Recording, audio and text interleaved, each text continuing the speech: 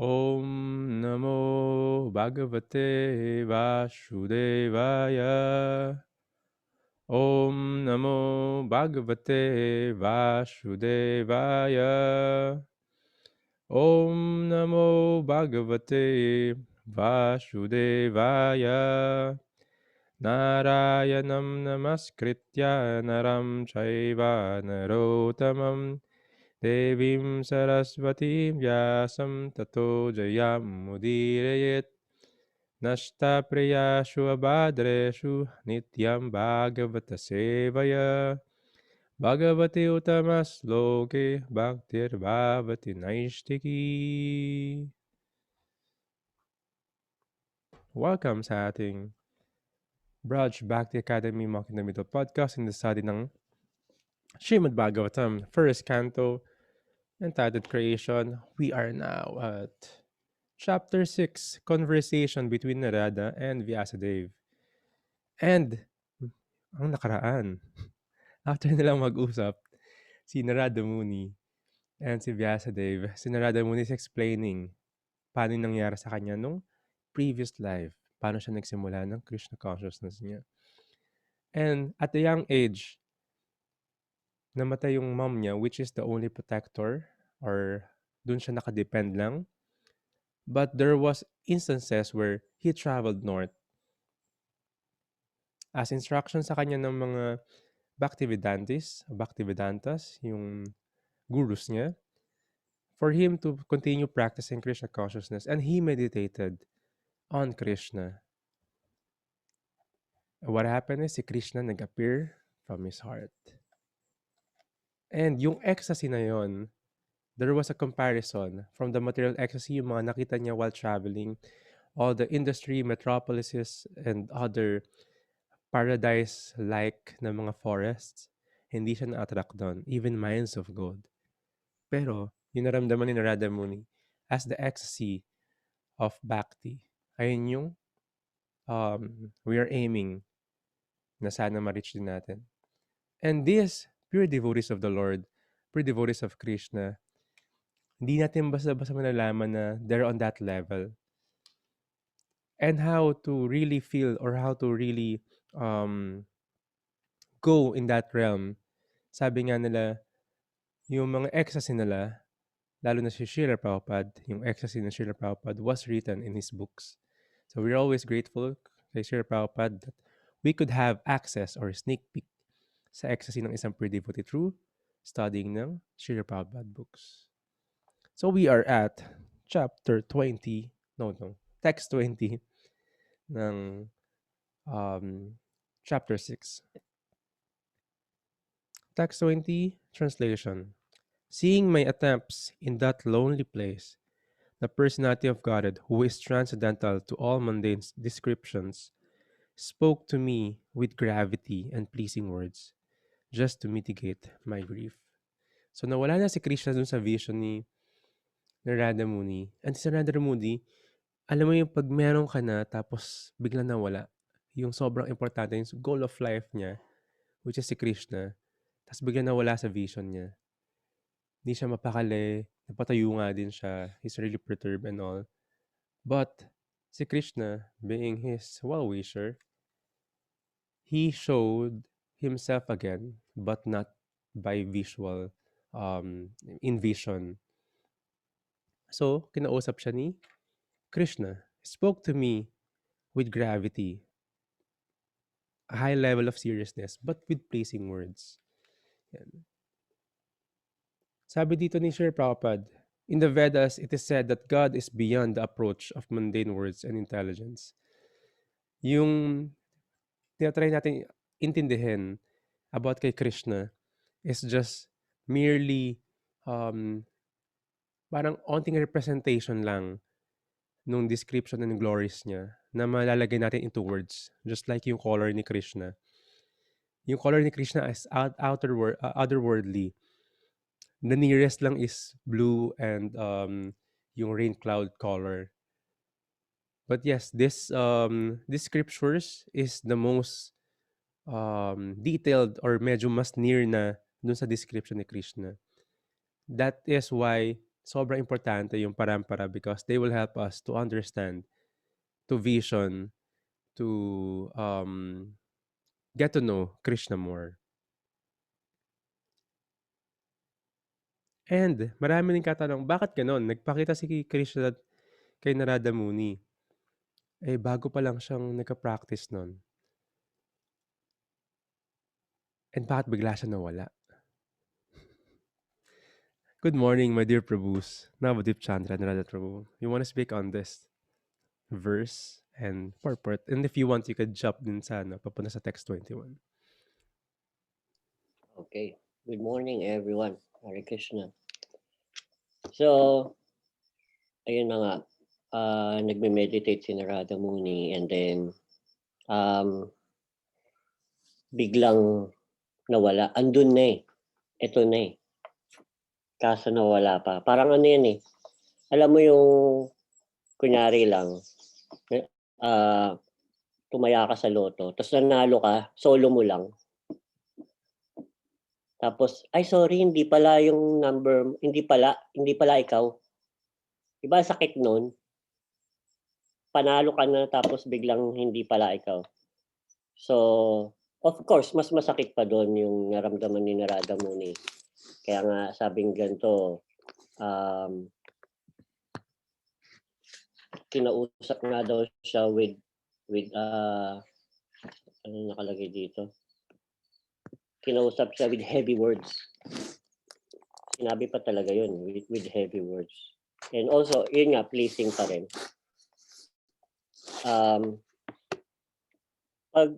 Kasi yun na nga yung tanong eh na, parang pure na si Narada Muni tapos biglang nawala pa, andun na, nagpakita na nga eh. Sabi nga dito, Narada, a glimpse of the Lord to inflame his Krishna consciousness. Tapos sabi dito ni Prabhupada, this is shocking. Narada was already so pure. What material dirt could be covering his heart? Srila Prabhupada hints that Narada was still covered by goodness, the balance of modes of nature, and then points to the cure. Search the audience of God in lonely forest is considered to be in mode of goodness. One can go out into the forest to attain spiritual perfection, but that does not mean that one can see the Lord personally there. One must completely freed from all material attachment and be situated on the plane of transcendence, which one alone will help the devotee to get the personal touch with the personality of Godhead.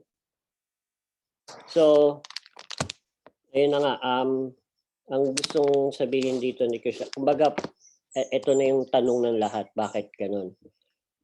Pag meron tayong hindi na maintindihan, na parang yun yung masakit, ang unang ako personally, ang unang pumapasok sa utak ko is, malamang may message dito eh. May hidden message, may kakrack ka doon na code, na bakit pure na nga si Narada tapos biglang nawala pa, parang sakit naman. So merong instruction doon, nakapaloob doon sa experience ni Narada na okay, pina-experience kay Narada, pero actually sa ating mga human being is may hidden instruction din doon eh. Actually sasabihin niya nga eh. Dito na sa text 21, I think. O Narada, text 21. I regret that during this lifetime you will not able to see me anymore. Those who are incomplete in service and who are not completely free from all material taints can hardly see me. So yun, kumbaga meron pa ring kulang. Pero actually one of the main point dito is we cannot just meditate on the forest and then just be like that and try to see the Lord, try to find the Lord there. But in the ang papasok na dito yung yung physical or practical devotion or service. Yun na yung gustong i-highlight ni Krishna dito eh. Hindi lang yung basta meditation or we can say lip service or anything. Yung practical devotional service. And actually, we are fortunate kasi uh, ngayong ano ng Kali-yuga, tayong mga residents of Kali-yuga, kumbaga. We are fortunate kasi pinili pa rin ni Krishna, very merciful pa rin si Krishna na i-choose niya yung deity form niya na makita natin siya and makapag-serve tayo in his deity form. So in that way, kasi do sa practical service or menial service or we can say devotional service is nagkakaroon ng ano yun eh, ng konti-konting transcendental attraction kay Krishna. So kung tayo hahanapin natin siya ng yung alone lang, not yung effort lang natin, it's good but hindi enough kasi kailangan din ng mercy niya actually. So yung mercy na yon merong requirements or qualification actually. So yon in a humble mood, in a sincere mood, something ganon. So yun muna for now. Yeah, napakaganda ng sharing ni Prabhu kasi, yeah, it was given as an example, sabi ni Sir Prabhupada, na hindi advisable to go to the forest and automatically hindi mo makikita si Krishna naman dun. Without devotional service, either you're in the city or in the forest, there's no possibility. Kaya sinabi nga ni Srila Prabhupada is, you can do as advised in the scriptures is archana or deity worship. It is a big help for us to see Krishna. Pero bakit nawala? Bakit nawala? Radhanath Prabhu, I think may idea si Radhanath Prabhu regarding this. Ba't nawala bigla? Ano yung gustong i-crack sabi nga ni Nabati Prabhu? Ano yung gustong i-crack? Anong idea yun or anong message? Hare Krishna, good morning everybody. It's nice to be here with you again in this wonderful Sangha of studying Srimad Bhagavatam, the source of good news and wonderful stories, inspiring stories about Krishna, about Krishna's devotees. And now we've been speaking about Narada Muni and his past life. Bakit siya naging Narada Muni, di ba? Firstly, parang kung i-examine natin, no, sa mga na-discuss na natin previously and up until now. Di ba, we're hearing how si Narada Muni yung life niya as the son of a maidservant. Di ba, bata pa lang siya and seemingly all good. Personally, sabi niya nga sober siya. He's not attracted to this playing or any other material things.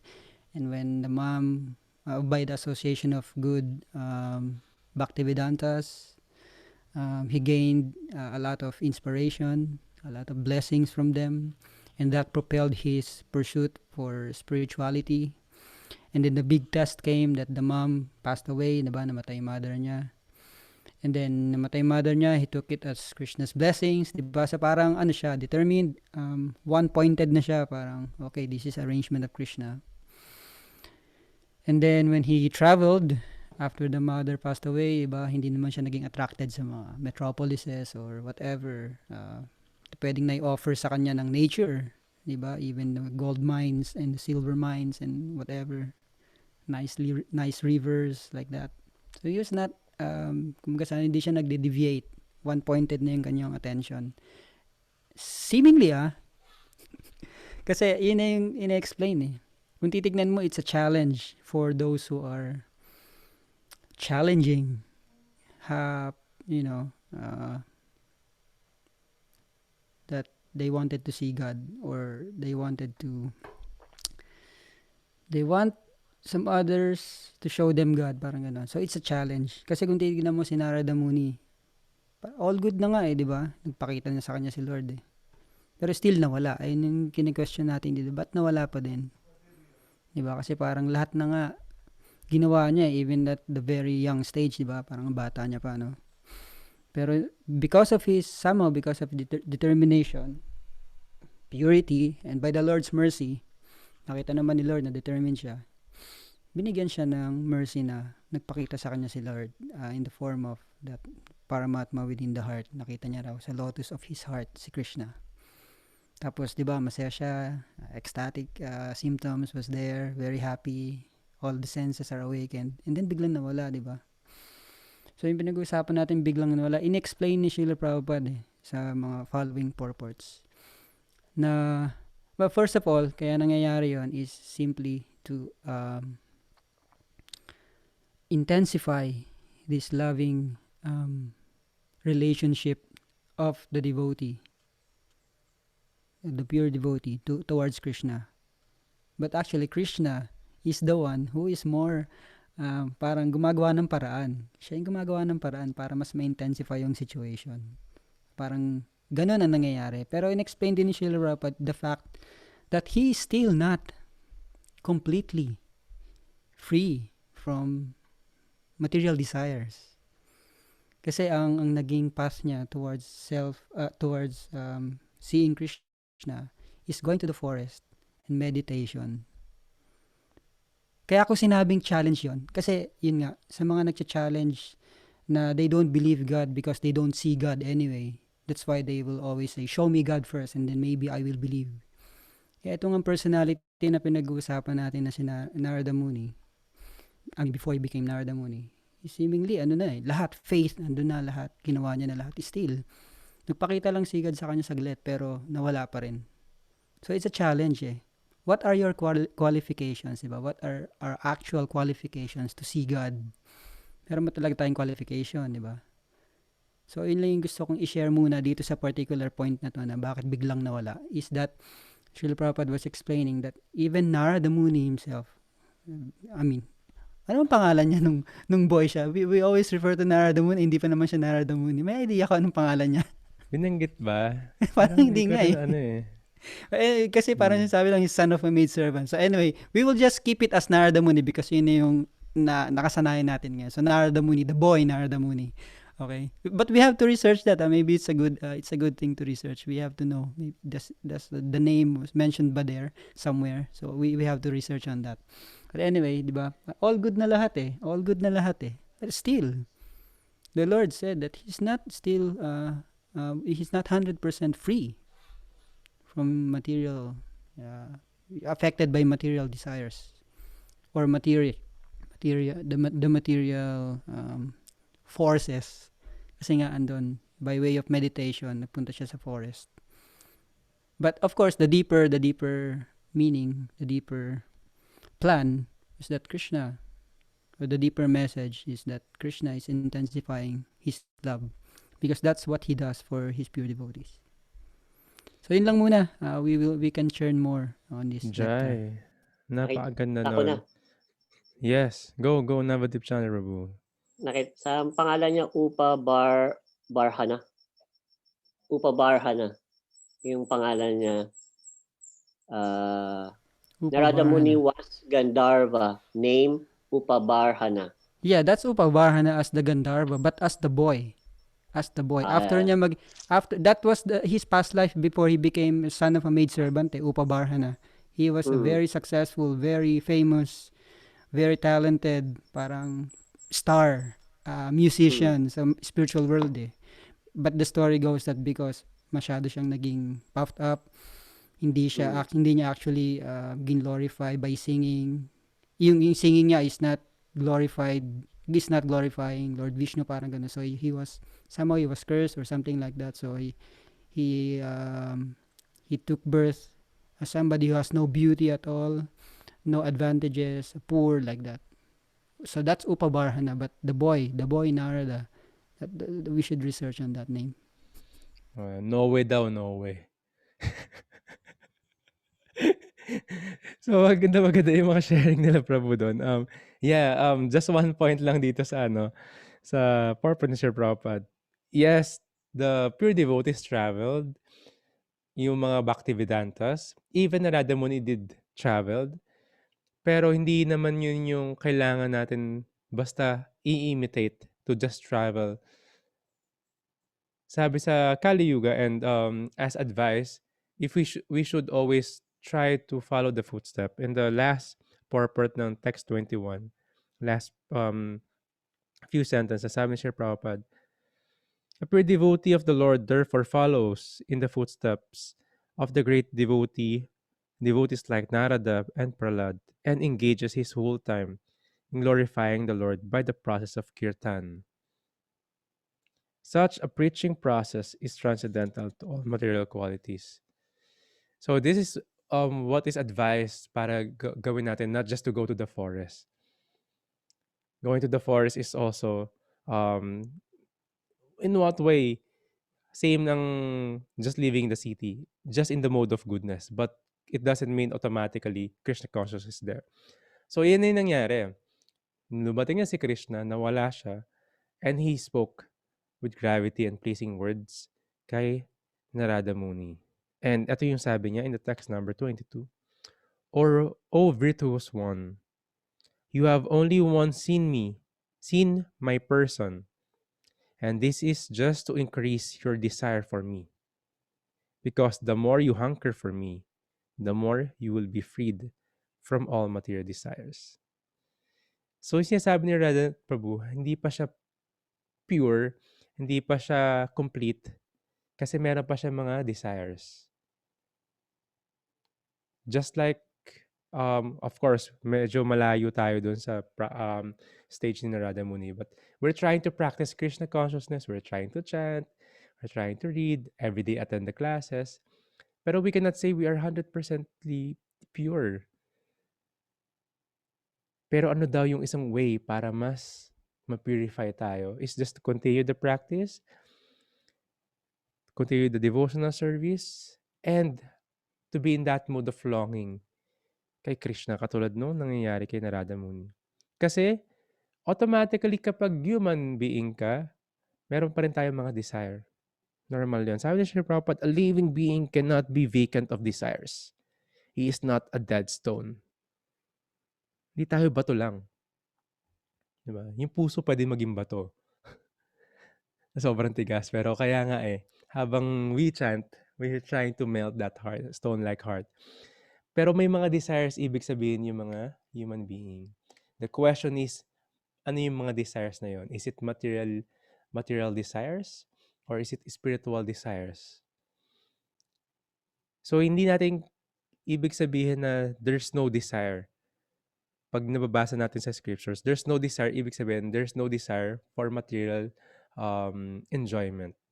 Lahat ng desire ng mga devotee is to always glorify and please Krishna and serve the devotees.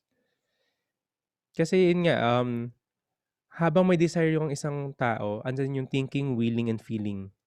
Yung working andun din. Automatic yun.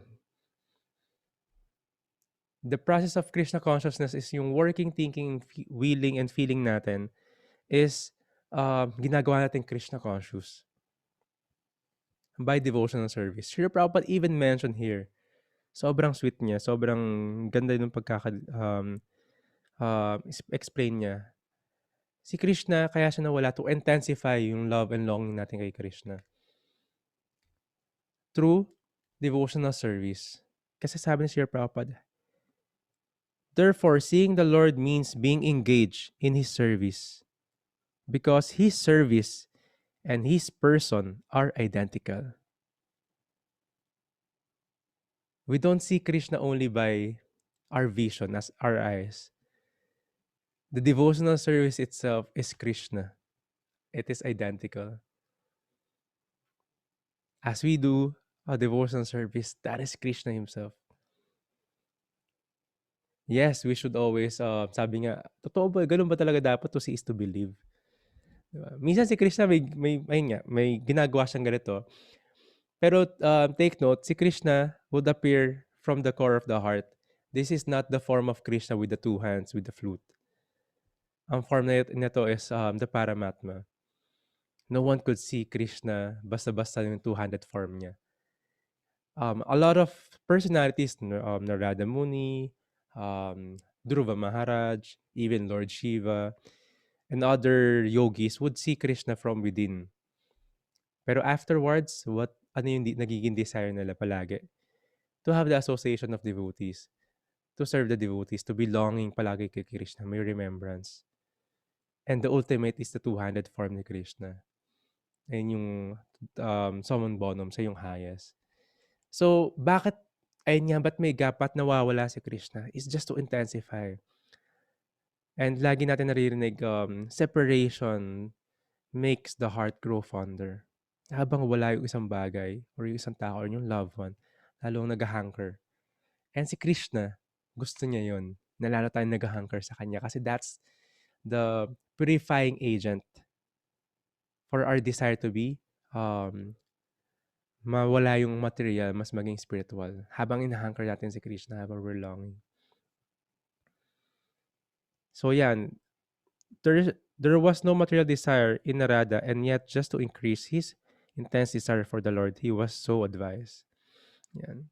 Yung desire ni Narada Muni, just to purify it, there's no actually material desire.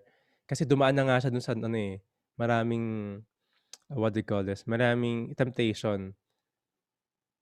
Just to purify it, para mas maakit pa niya dun sa Prema Bhakti. Kasi nandun siya sa start ng Bhava Bhakti. So, in-intensify pa ng in-intensify yung love. And ganyan yung gusto ni Krishna. We step forward to Krishna. Krishna will step further towards us. He will make arrangements. Ayun niya sabi, when you once starts Krishna consciousness, hindi ka na makakatakas. Either this life, next life, or in the future, Krishna will make arrangement to drag us papunta sa Kanya. And that's the sweet characteristic ni Krishna. So we could read the text number 23, and Prabhu's will explain and share something. By service of the absolute truth, even for a few days, a devotee attains firm and fixed intelligence in me. Consequently, he goes on to become my associate in the transcendental world after giving up the present deplorable material world. Prabhus. Gusto kong ano yung saying muna.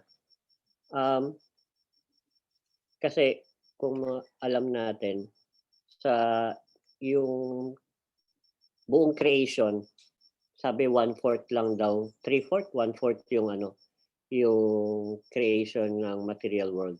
Tapos napakalawak ng spiritual world. Kumbaga sa screen ng computer natin, talagang nasa corner lang yung material world.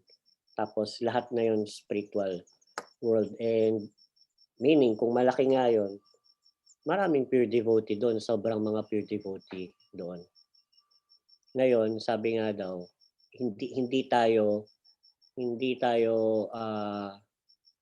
wala tayong eyes to see Krishna.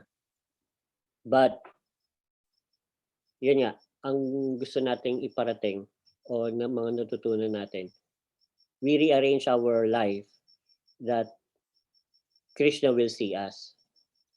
Kumbaga, like dun sa mga pile of ants, pare-pareha sila ng itsura, lahat pula, marami sila. Paano ka ma-recognize si Krishna doon as his devotee? Doon sa doon sa mga piles of ants na yun. Ikaw ba yung nakapulang sombrero na ant? Ikaw ba yung ganito? Ikaw ba yung with sincere devotion? Ikaw ba yung may determination? Ikaw ba yung lahat gagawin mo to please Krishna in his devotee? So, in that way, doon maa-attract natin yung sinasabing mercy ni Krishna. And hindi, yun nga, anduron yun na absent yung doon, absent yung pagiging puff up doon na, oh Krishna, ito ginawa ko na sa iyo kita mo naman, nag-devotional service na ako, sinunod ko yung mga nasa libro, sinunod ko yung mga devotee. So, hindi pa rin gano'n. Always in a humble mood. Kasi we are just asking a favor to Krishna na magkaroon tayo ng chance to serve Him. Maybe ngayon in His deity form, but in His holy name, and hoping in the praying so hard in the future that face to face. So, pero sabi nga, isang maganda rin na is yung sa deity worship is actually face to face nga kasi si Krishna yun mismo eh. And then nilagay niya nga din yung all his energy do sa holy name niya. So sabi nga, anyone who chants this holy name directly associated with him. So kaya sinabi dito mismo ni Krishna sa text 23, by service of the absolute and even few days, a devotee attains firm and fixed intelligence in me. Consequently, he goes on to become my associate. So, associate in the transcendental world after giving up the present deplorable material world. So yun, may reward. Simple lang. Yun, devotional service. And then sabi niya, fixed intelligence in me.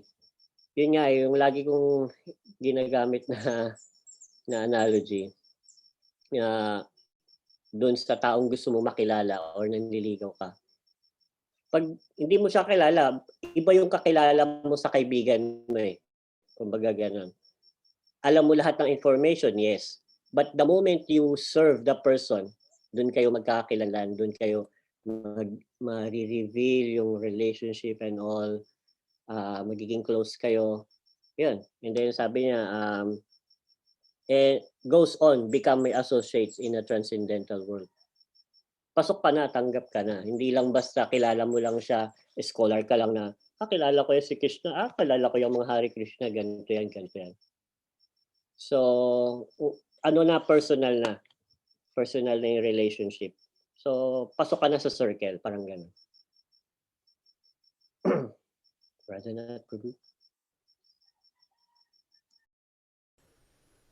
Ganda nun kasi again, parang nire-remind tayo nung power of devotional service. Yung sinabi nga ni Nawadip Chandra Prabhu kanina na, the practical devotional service.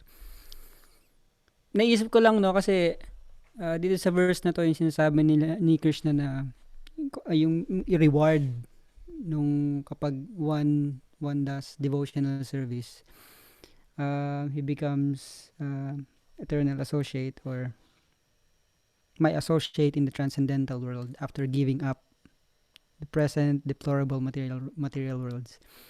Exactly, binibigay ni Krishna yung hint na kung anong mangyayari in the future kay Narada Muni. But first, going back to the point, the power of devotional service. Kasi baka ang gusto ipakita ni Krishna sa kanya through that message, it's not by meditation that you will attain me alone. It's not by meditation.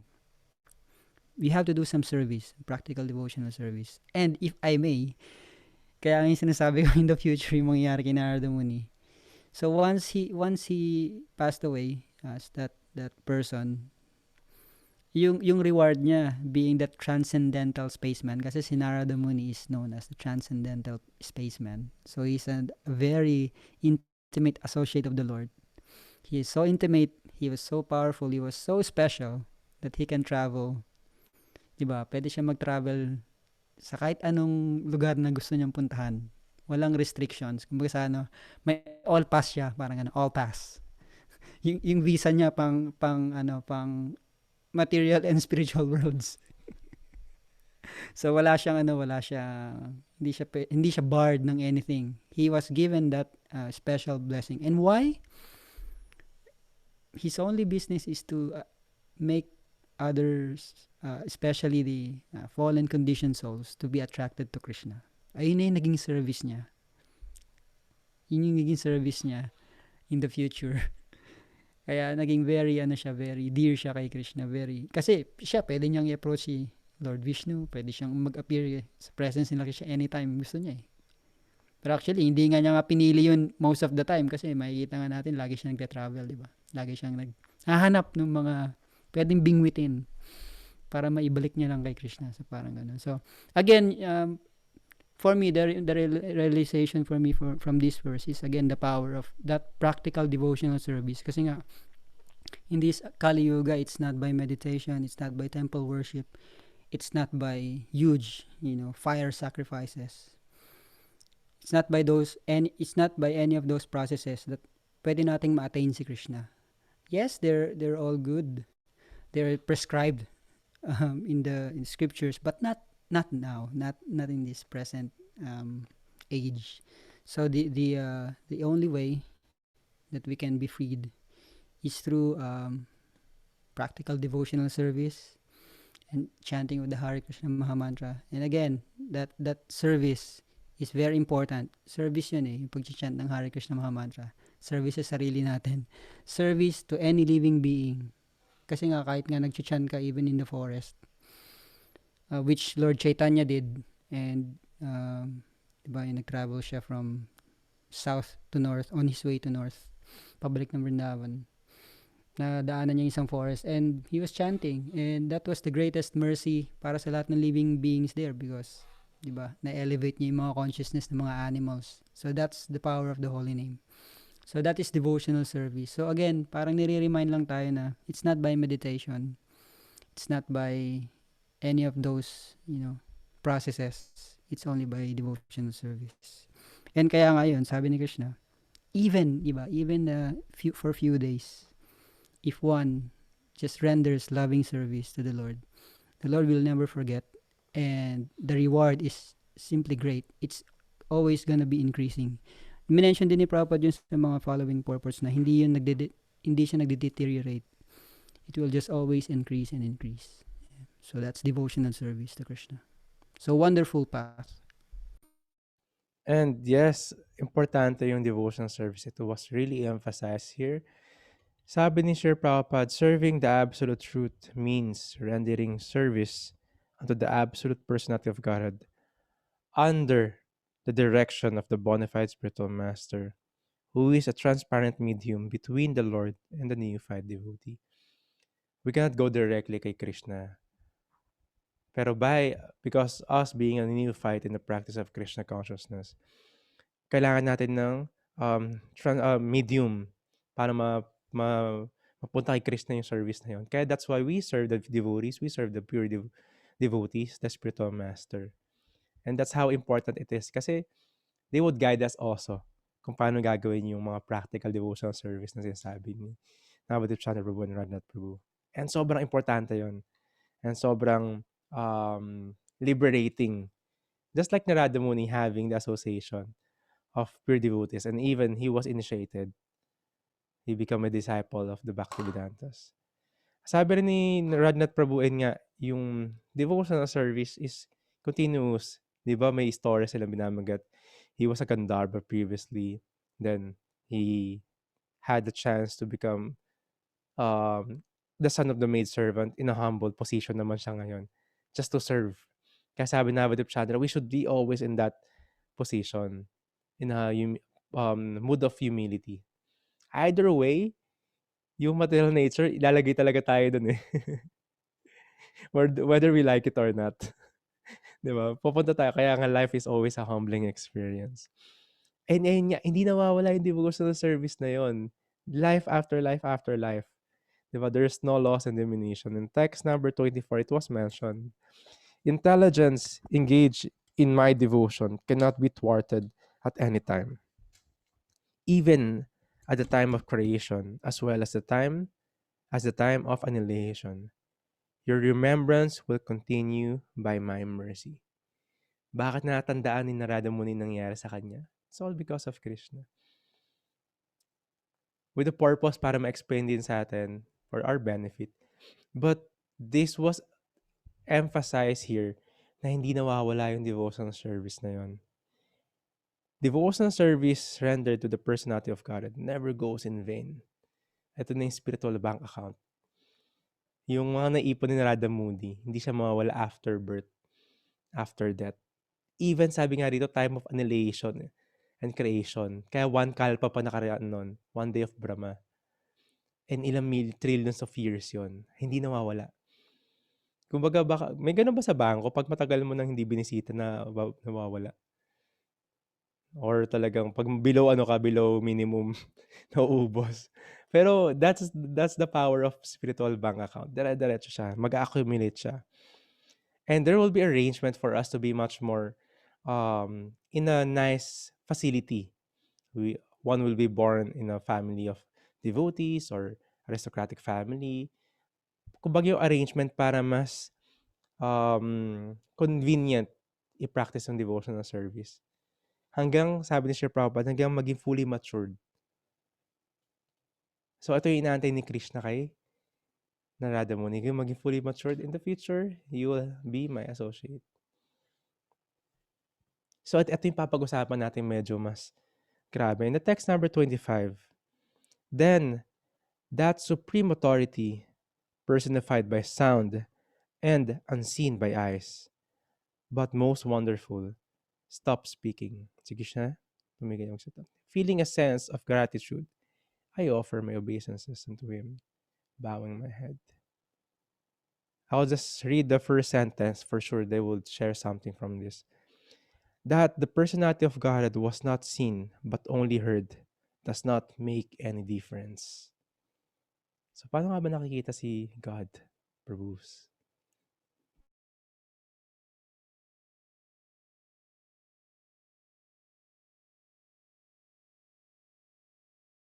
So, ayun nga, paano nga ba nakikita si God?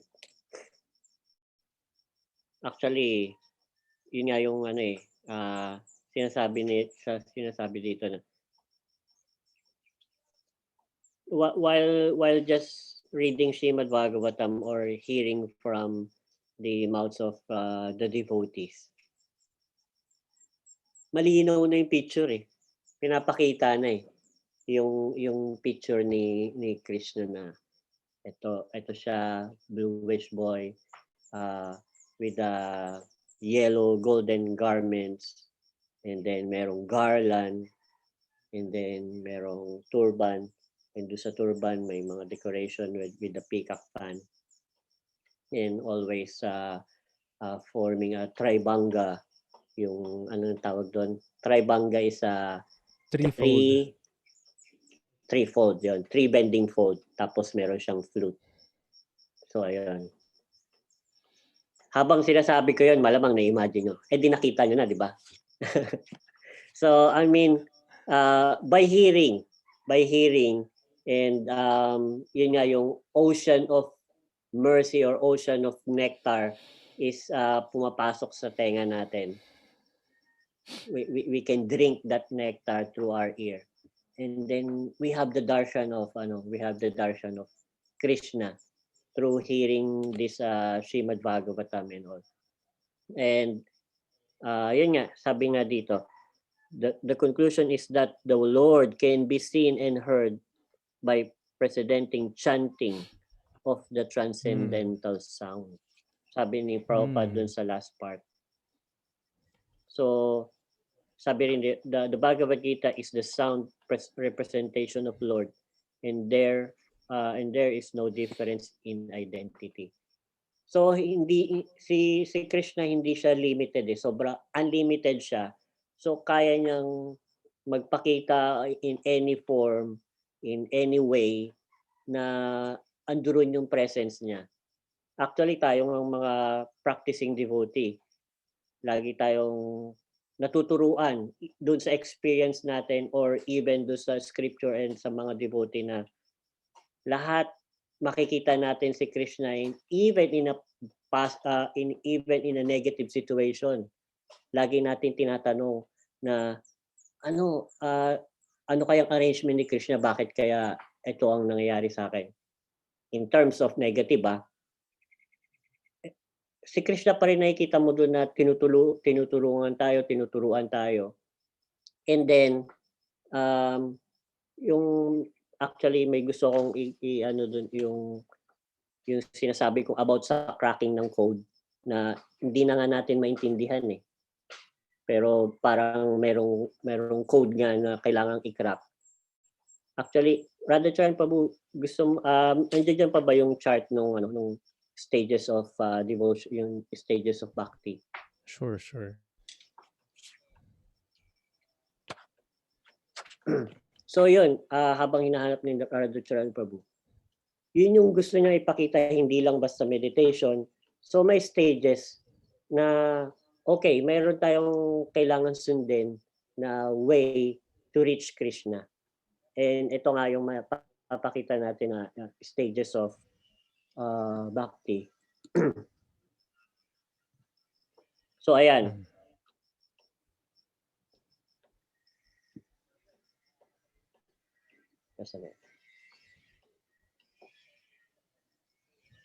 So yan, makikita muna. Una, Shraddha or faith, then Sadhusanga, Bhajana Kriya. So, hindi lang, lahat may lahat may way. Ito, nandito na nga tayo sa disappearance of obstacle. Pinupurify na siya. Bago ma-purify, merong steadiness. And then si Narada Muni nagkaroon ng taste, mag-chant, mag-travel, mag-chant ng holy name sa lahat ng mapuntahan niya because meron siyang firm attachment. And then ayun, andoon yung na-develop yung devotional love through that service. So hindi lang tayo na i-stuck doon sa meditation na hindi tayo gagalaw or enough na nakilala natin si Krishna, enough na nakikita natin siya, and then I'll just be good, hindi lang ako gagawa ng masama, okay na ako. So, kailangan talaga ng yun, eto sabi nga dyan, faith developed by serving devotees. Serving Krishna, serving the spiritual master. So, yung love talaga is yung service talaga is yung manifestation ng love. So, tangible. Hindi lip service, kundi yun, yung may service kang gagawin just to prove or just to show the person that you really care and you really love him, something like that. Yes, Radhanath Prabhu, you want to add something? Wonderful. Sinagot ni Srila Prabhupada yung sa purport niya, how to see God. And nabanggit mo na rin na yung service. That service is the chanting of the holy names. Persistent, with devotion, regular, with attention. Chanting of Krishna's holy name. That's how we see God. We see God through hearing, through chanting.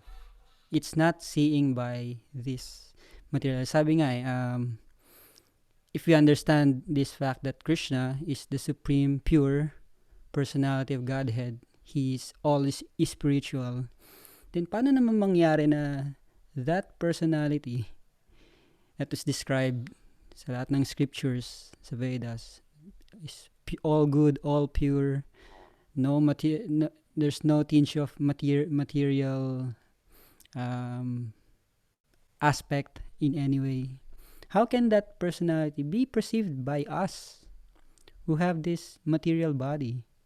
If the Lord's bodily features are Sat, Chit, and Ananda, meaning they're eternal, they're forever, they're in full knowledge and ever blissful.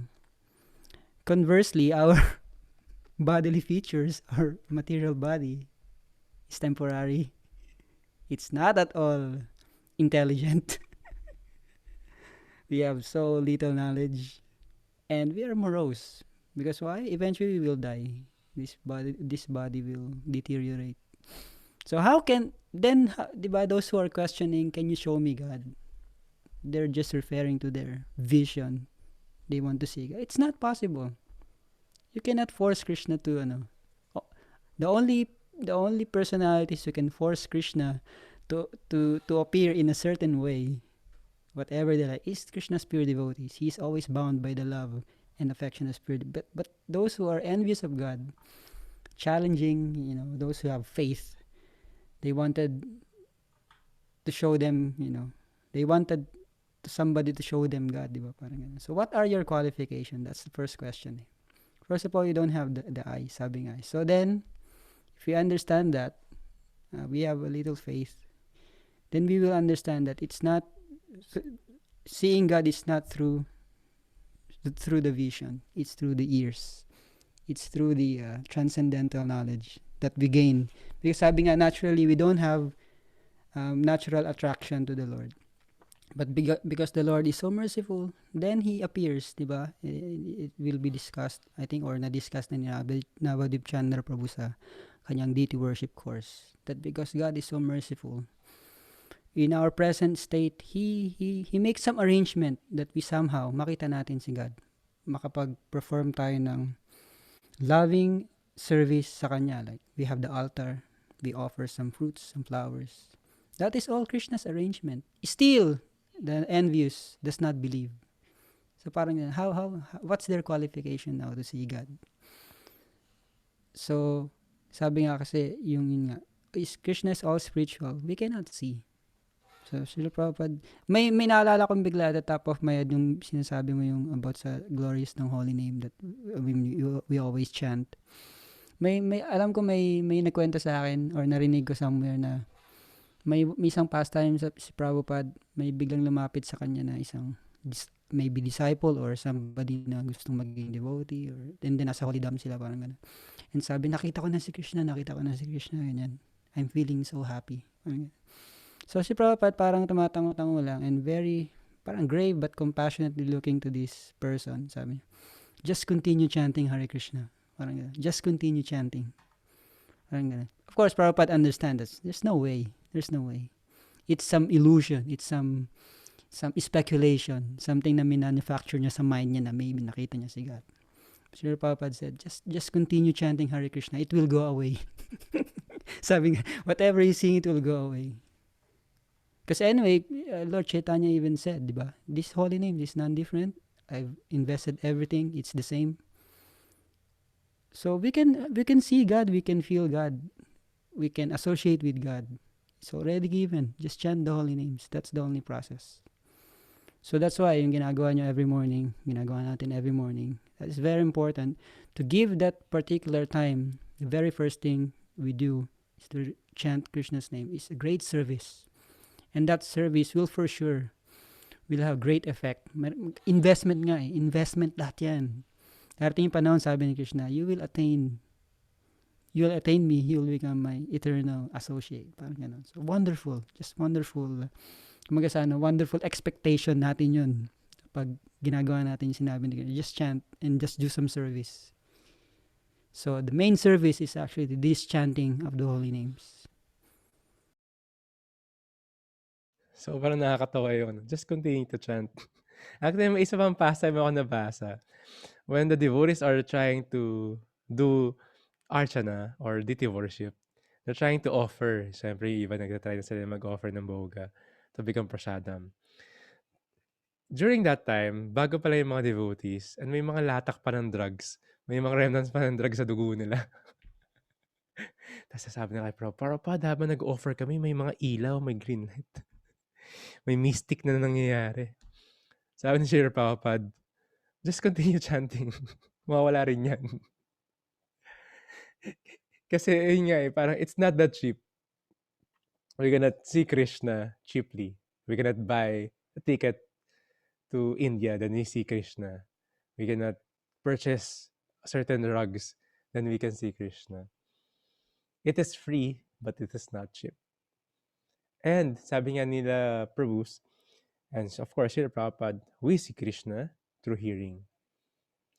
Prabhupada even mentioned the Bhagavad Gita is the sound representation of the Lord, and therefore there is no difference in identity. Because it is the word of Krishna, and even the Srimad Bhagavatam, it is the stories about Krishna, even his description, his pastime. There's no difference.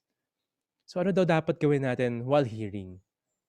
In the Srimad Bhagavatam, you could check 1.1.3. Napakagandang verse na to. Third verse pa lang nung Srimad Bhagavatam, first canto, first chapter.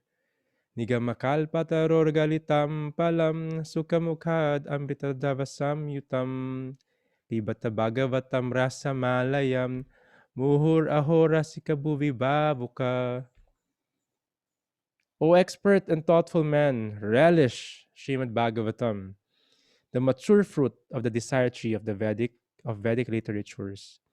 It emanated from the lips of Sri Sukadev Goswami. Therefore, this fruit has become even more tasteful, although its nectarian juice was already relishable for all, including liberated souls.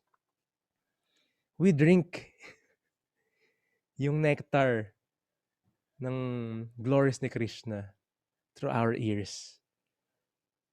Doon daw malalasing by the words galing sa lotus mouth ng mga pure devotees. So it was being passed down, and habang pinapass siya sa mga transparent medium, sa mga spiritual masters going to our generation, mas nagiging sweet siya. Parang parrot, pag na-touch ng beak ng parrot yung fruits na yon, mas nagiging sweet. Mas nare-relish natin. Mas masarap. And this is the mature fruit. Sabi nga, walang tapon eh. Walang buto, semi-solid. Di bakit yung balat pa natin kainin? Just like the stories of Srimad Bhagavatam. Bago pa pumunta dun sa 10th canto, lahat relishable. Even from the first canto, lahat makakain mo. Through the ears. And ano yung dapat gagawin while hearing that? We should relish. Relish it. We cannot find any more gratifying sensually, yung sense gratification more than this. Lalo na spiritual sense gratification. If one sees Krishna through hearing, one gratifies his senses through hearing about Krishna.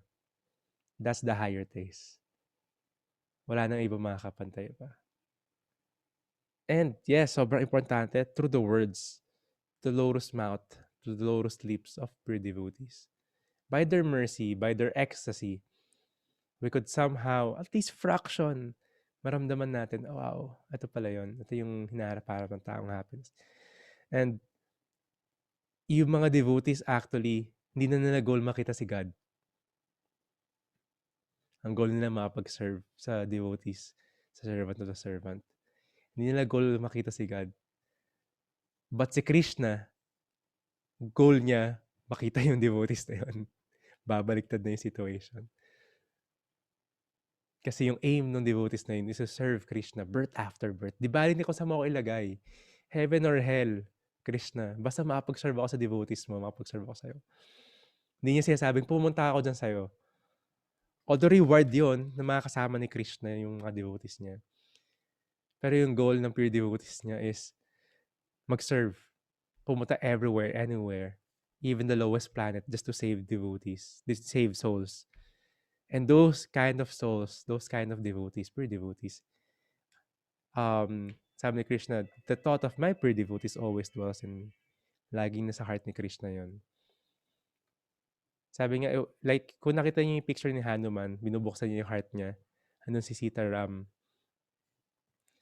Sa heart daw ng devotees, pag binuksan mo, nandun si Krishna, si Radha Krishna.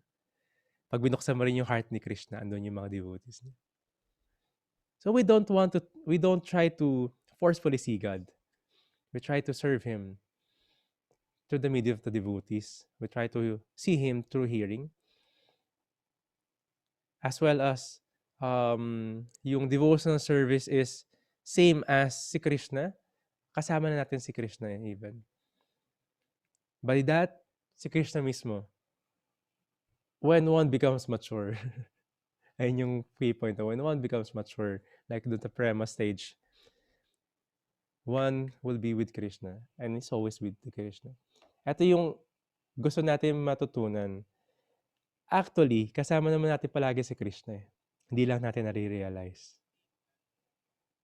So we want to realize, we're aiming by the mercy of the devotees na we could realize yung names ni Krishna and He Himself is none different. So imagine araw-araw pala natin kasama si Krishna, hindi lang natin nare-realize. So by the help of the devotees, by the help of the Srimad Bhagavatam, by our sadhana, and of course, the association ng devotees, yung mga lahat sa sadhana na yun, ayun pala, but of course, the prasadam, we could feel Krishna's presence and we could see Krishna. Maraming salamat. It's always a wonderful morning to start our day with the devotees, with this kind of devotion service. I personally um, I'm personally grateful sa opportunity that was given to me, the privilege to do studying the Srimad Bhagavatam with association ng ating mga God brothers, our dear Prabhus and Matajis. So maraming salamat. Tonight will be Kirtan Sangha, amazing meditation, and I'm diving deeper sa holy name ni Krishna. And tomorrow, Saturday, kasama yung klase na with Channel Rabu in the evening. And Sunday will be a World Day Festival. It will be online now, but soon we will see each other physically. But for now, we see Krishna through hearing online. Thank you very much, Radhanath Prabhu, Navadip Chandra Prabhu. Grantaraj Srimad Bhagavatam ki jai. Srila Prabhupada Jai. Thank ki you very jai. much. Hare Narada Krishna. Hare Muni ki Krishna. Jai. jai. Devotional Jai. service ki jai. Jai. Gaura Jai. Premanande. Haribo. Thank you, everyone. Good morning. Thank Hare you, everyone. Krishna. Hare Krishna. Continue to finish your rounds today. Haribol.